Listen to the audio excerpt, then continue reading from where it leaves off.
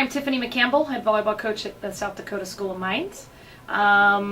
This report is about the 2011 volleyball season, which has began about a week and a half ago. We are about a week and a half into preseason.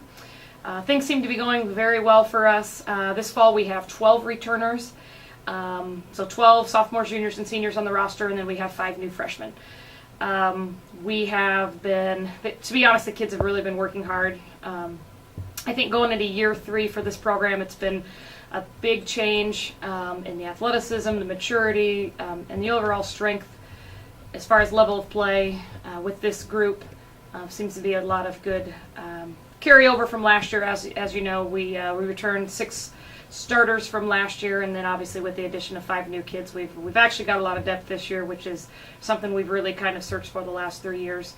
In the last 2 weeks, we've obviously just been doing preseason practices. I think we've been progressing really well, talking about our overall level of competition. We scrimmaged at Chadron last Saturday. We have a scrimmage tomorrow night against Dakota Wesleyan, and then Saturday we finish our preseason with our blue and gold game. So just seems to be a lot of positives with this team so far. How did the scrimmages go? Well, we played very well. When we were at Chadron, we scrimmaged against Chadron in Eastern Wyoming. We played 2 courts record-wise, even though technically we can't keep track of what record is, but we kept our own records, and the girls did very well, finished 7-1 on the day. So I think that was kind of a great start as far as what our expectations are from coaching staff, but also from the team, kind of to see that we really can put it together early in the preseason. And looking at the 2011 schedule, where do you start? We go to the first 2 weekends. Next Friday and Saturday we go to the Sioux Falls tournament at the University of Sioux Falls. And that's a Division II tournament, so we play Bemidji State, Fort Hays State. We play Waldorf, they're an NAIA opponent, and then we play Black Hills State. And then the second weekend we go to Hastings College, and that's an NAIA tournament. And I believe 3 of the 4, they're going to be all NAIA opponents. They were ranked in top 25 last year. So for us, the first 2 weekends are huge. Our experience, we're hoping, can really kind of carry us and continue just melding our freshmen with the expectations that we have for them.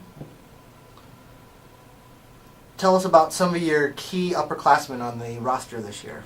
Well, we've got 3 seniors this fall. Maddie Lane, obviously, fantastic athlete. Brianna Roberson, senior as well, senior libero, DS libero, and then Becky Kielholtz is a senior setter. I think all 3 of those bring experience to the floor.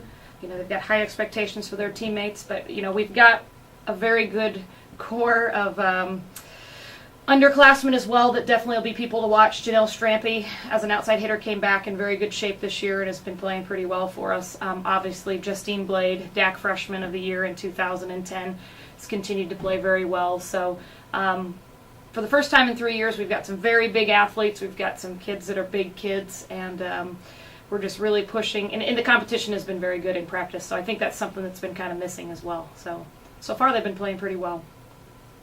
Which of your freshmen do you think is going to have an impact this season? Right now we've got 5 freshmen, and 4 of those freshmen have been really pushing for playing time early. Carson Garcia is a setter right side, and she's a 5'9" setter right side, so she is offensively, whether she's setting or hitting, has been an impact player. Hannah Glocky is also another setter, and just defensively, those 2 have really gone and battled between our 4 setters in Becky Kielholtz, Jessie Guthels, Hannah, and Carson. It's been a battle every day in the gym as far as who's going to win out that spot. Sarah Schmidt is a middle from Minneapolis, Minnesota, and she has been really pushing for court time as well. Very versatile. Another big kid, as I would say. And then the biggest surprise, actually, of the year has been Leanne Hinrichs. She is a 6'1" right side from Chadron, Nebraska. Doesn't have a great deal of club experience, but is just super athletic and very strong. So leading her on the right side, she's a big block. She's offensively, swings the ball. She's very strong. So her athleticism has been able to really carry her through preseason. So getting her on the floor these first 2 weekends is going to be huge. And once we kind of continue developing her, she's going to be a very, very good player over the next 4 years for us. And what are the Lady Hard Rockers' overall goals heading into the season? I think from the way we have talked with them as far as winning, I think they all realize going to year 3 we've got to win some matches. We've got D2 caliber recruits and players in this program, and they've got an overall desire to want to be successful this year. So it's time to really kind of step up to the plate and continue expecting more out of ourselves and challenging ourselves. And so far this group has really pulled together.